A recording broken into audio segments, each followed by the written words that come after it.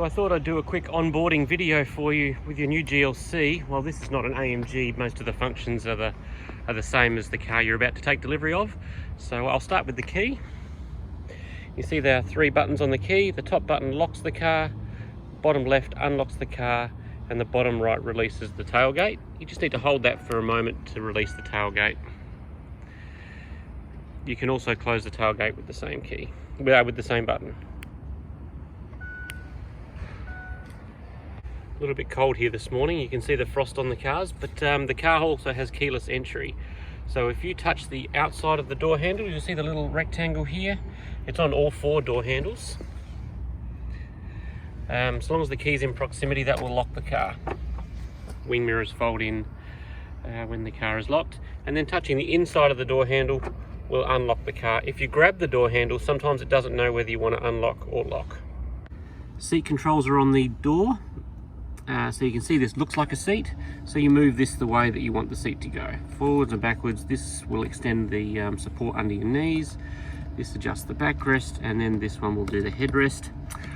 Offhand, I can't remember if you've got the headrest adjustment in the AMG. I'm sorry, you'll have to see that when you get the car. Just above that you've got your heated seats button. That's got 3 stages, and you can just change it by repeatedly pushing the button. Below that are the mirrors and the windows. So these are your mirrors here. So select the right or the left mirror, use the touchpad to adjust it, and then your 4 windows are here. Just on the right hand side of the dashboard there are some shortcut buttons. This row of buttons here. First one is to turn the head-up display on and off. The next one will turn the 360-degree camera on and off. That's only at very low speeds. This one turns the parking sensors off. This one turns the lane tracking on and off. And this one turns the active steer assist on and off. Below that we've got our headlights. It has got auto headlights, of course, so you can leave that on automatic. And then your high beam is adjusted with this stalk just here. You push that away from you for high beam. If the car doesn't recognise that it's suitable for high beam, maybe you're in an urban area or going too slow, it may not activate the high beams. If you want to take full control of your high beams, you just turn this around to on, and then your headlights work like any other car with manual high beam and low beam. The handbrake, which is just below all of this, is this switch down here, is fully automatic, so you don't really need to turn that on and off unless the car recognises a safety concern. It will bring up a red message in behind the instrument cluster here, letting you know that there's a problem, and in which case you can just manually release the handbrake. You need to have your foot on the brake to do that. Just release the handbrake if the car asks you to. We have controls on the steering wheel here for a variety of different things. On the right hand side we've got volume up and down, answer the phone, hang up the phone, and we've also got a mute button for the phone. We've also got a mute button for the radio, and then it says volume up and down there. On the other side of the steering wheel we have some more buttons, of course. The home button brings up a menu in the middle of that display, you see that there, and then the up and down arrow moves that menu up and down through there. You can get to the mode that you want, and let's say for example we wanted the service screen. We go to that and we push OK, and then it brings up any messages we might have. You've got a tyre pressure monitor in your car, and Assist Plus will tell you when the next service in your car is due. But you can certainly have a play around in there. The trip computer is quite extensive. In trip computer you can see your odometer. It's pushing downwards. We get our range to empty, how you're driving the car economically or whatever, accelerating, coasting or braking. Then you've got your computer telling you from start, that resets daily, and then from reset you can reset at any time by pushing the OK button. And then it says reset values, go down to yes and push OK again, and you can see they're all back to 0. And then you've also got a digital speedometer in there as well, which you may or may not want to use, given that you've got a head-up display in your car as well. In the middle of the car you've got some controls. At the front you've got the command wheel, which is this dial which turns. You can see it turning there. It can also be pushed left and right, forwards and backwards, and it is also a button. And behind that is the touchpad, which you use like a phone or a mouse pad on a laptop. So you swipe around and then you click to select. Those 2 controllers activate what's on this screen up here. So to bring up the menu on the display, to start with, you can push the return arrow here, or if you're using the touchpad, the return arrow here. I prefer to use the command wheel rather than the touchpad because it gives you feedback. It kind of clicks so you know you've done something. The touchpad is a bit less responsive. So we push the little arrow button there and you can see we get a menu pop up top and bottom on here. We can now just turn the dial left and right and we get to the mode that we want. Let's say, for example, we want to go to our telephone screen. We click on that and then that selects telephone. From here, if you are connecting your telephone, as long as we're in this screen, connect device, connect new device, go into Bluetooth in your phone, and it will all happen fairly automatically. You just got to keep moving on to the next stage. The PIN number is created automatically, so you shouldn't have any trouble. You will get a message on your phone asking you to import the contacts. Please push yes for that, otherwise your contacts won't go from the phone into the car. Air conditioning controls are this row of silver buttons along here. You can see on the outside edges you've got your temperature up and down, and that shows in the bottom of this display. If you want the two to work together, because you're in the car by yourself, click the sync button and you'll see they're working together off the driver's side control. As soon as you touch the passenger side control, they're separated once again. The next one is the direction of air. You can see the little arrows there telling you where the air is going. Then you've got fan speed, and you've got auto, which takes control of a lot of the functions for you. Max does the front windscreen, rear does the rear screen, and then you've got your recirculate button there. The sunroof control can be found just behind the rear vision mirror, just up in here. So if you pull this backwards, it opens up the blind in the first instance, front and back. And then from here you can either tilt the sunroof by pushing that upwards, and you can see it tilts, or you can pull it backwards again and it will open the sunroof. We probably should cover starting and stopping the engine as well. There's a big silver start-stop button just down here. Your foot must be on the brake to start the engine. You don't need your foot on the brake to turn it off, but to turn it on you must have your foot on the brake. And then your gear shift is this stalk coming out to the right-hand side. It's kind of got a little diagram on there, tells you what it's doing. And that is duplicated up in the display up here.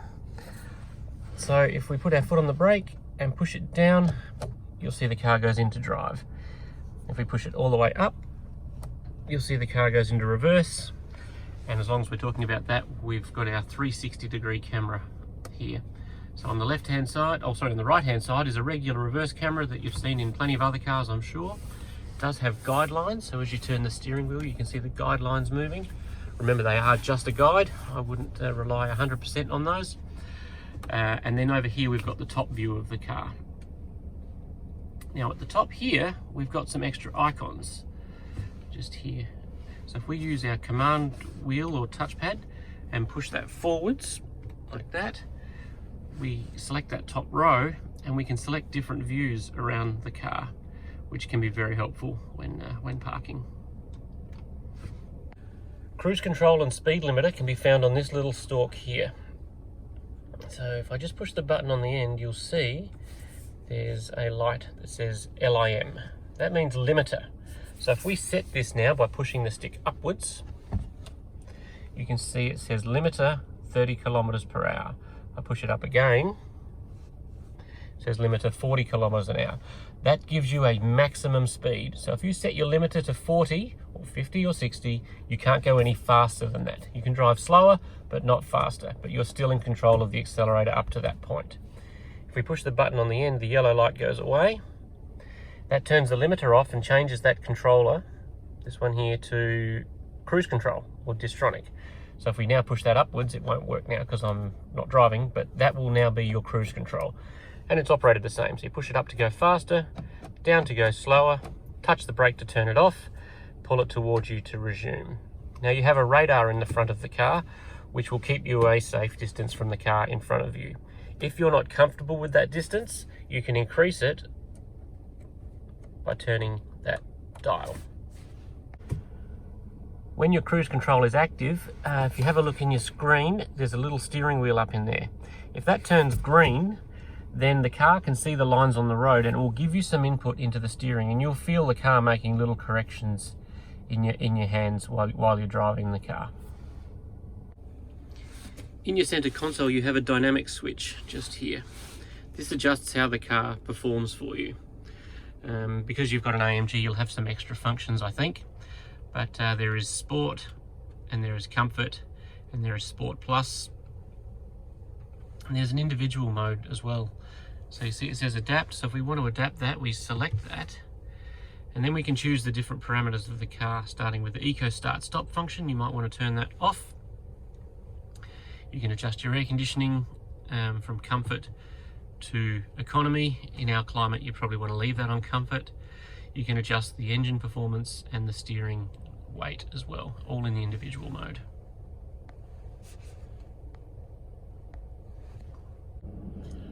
Out the front of the car you'll see the head-up display. If it's not turned on, then remember there's a switch down here to activate it, this one here.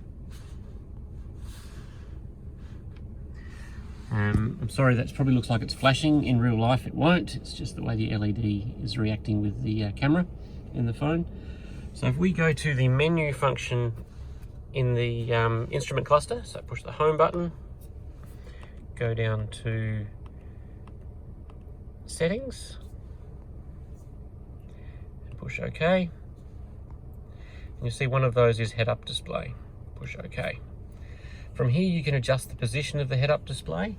You'll see now that that has got red corners in each of the in the rectangle, and we can move the head-up display up and down so it's right in the field of vision where we want it. We can also take a look at the brightness, make it brighter or dull or more dull.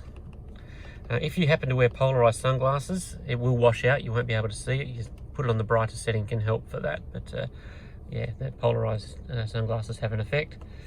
And then we can also look at display content. So this is what it's showing us in the display. So at the moment we've got navigation and speed. If we want though, we can change that to just speed. You see that gets rid of the navigation information. You might have some extra functions in the AMG, I'm not quite sure offhand on that. I should talk about the memory seats as well. So when you've got your wing mirrors where you want them, where your seat where you want them, and your steering column, which is also electrically adjustable with this little controller here. So when you have your mirrors, your seats, your head-up display, and your steering column where you want them, if you push M followed by the number 1, that will program that for position number 1. A second driver might like to sit further back, might prefer the steering wheel a little bit higher. That could be position memory 2. And if you had a third driver, you can use number 3, of course.